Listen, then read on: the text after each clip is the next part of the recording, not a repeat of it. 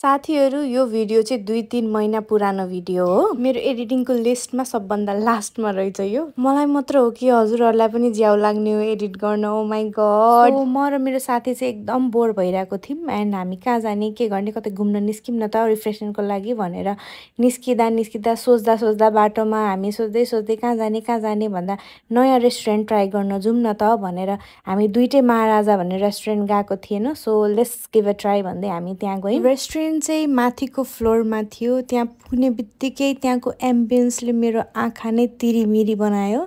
It was so beautiful के कस्तो unique स्टाइलहरु अनि त्यहाँको हरेक डेकोरेटिभ चीजहरु मलाई एकदमै मन पर्यो। अनि त्यहाँको बस्ने ठाउँ चाहिँ कस्तो राम्रो सानो क्यूट घर जस्तो थियो के त्यो चाहिँ मलाई एकदमै युनिक र राम्रो लागेको थियो झनै। भित्र पस्ने बित्तिकै कस्तो राम्रो पिसफुल भाइब्स टाइपको आउने ठाउँ थियो यो चाहिँ। खाना चाहिँ के अर्डर गर्ने भनेर हामीले त्यहाँको स्टाफलाई यहाँको स्पेशल के छ त भनेर सोध्दा उहाँले यो क्रिस्पी चिकन फ्राई कि समथिङ त्यो ठ्याक्कै एक्ज्याक्ट नाम मैले बिर्से। खाँदा अलिकति मेसी हुन्छ भनेर उहाँहरूले ग्लोभ्स पनि प्रोभाइड गर्नु भएको थियो। यो डिसको स्पेशलिटी चाहिँ त्यो साइडको सस हो कि चटनी हो त्योसँग डिप गरेर खाँदा चाहिँ त्यसको स्वादै डबल भएको थियो कि मैले चाहिँ नयाँ चीज ट्राई गरे भनौं न। It was so tasty delicious. As मैले भनिहालेँ कि यो 2-3 महिना अगाडिको भिडियो हो। सो मैले ठ्याक्कै एक्ज्याक्ट के भनेर अर्डर गरेको चाहिँ बिर्से यो डिसको नाम है। यो क्रिस्पी चिकन फ्राई कि chilli crispy chicken fry something के थियो।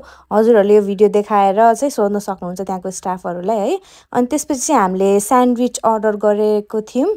जुन चाहिँ स्यान्डविच चाहिँ मलाई हत्तपत्त जहाँ पाइदिएको चाहिँ मिठो लाग्दैन। यहाँको स्यान्डविच एकदमै टेस्टी थियो है। एन्ड हामीले सँगै मोमो पनि अर्डर गरेको थियौं। एन्ड मोमोको रिभ्यू दिनु पर्दाखेरि चाहिँ मोमो चाहिँ हामीलाई खासै टेस्टी लागेन। ठिकै थियो नट ब्याड तर एज त्यो दुईटा डिस खाँदा चाहिँ एक्सपेक्टेसन अलि हाई भएको थियो। मोमोको चाहिँ अलिकति टेस्टमा सुधार्नु होला भनेर हामीले फिडब्याक पनि दियौं।